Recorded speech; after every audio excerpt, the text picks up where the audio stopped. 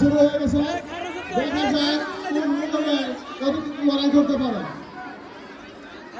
বাঘের বাইরে চলে গেলে ডিসকোয়ালি এবং হাত ছাড়া গেলে ডিসকোয়ালি।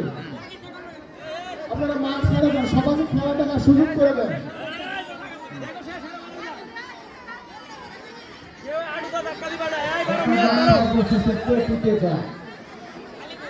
আসল মোড়কের লড়াই। বাঘের বাইরে চলে গেলে ডিসকোয়ালি। এখন মাঠে 4টা মোড়ক লড়াই করছে।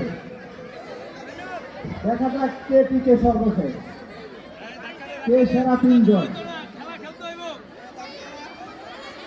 বিচারক মন্ডলী একটু লক্ষ্য রাখবেন, কেউ দাগের বাইরে চলে গেলে ডিসকোয়ালি, আর কেউ যদি হাত ছেড়ে দেয় সেও ডিসকোয়ালি।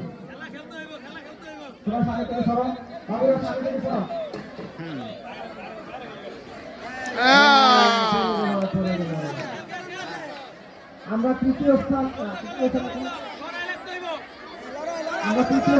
পাইনি। এখন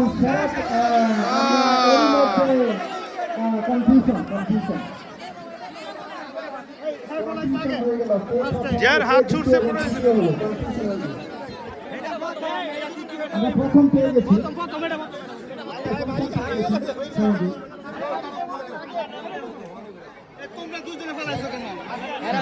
মঞ্চে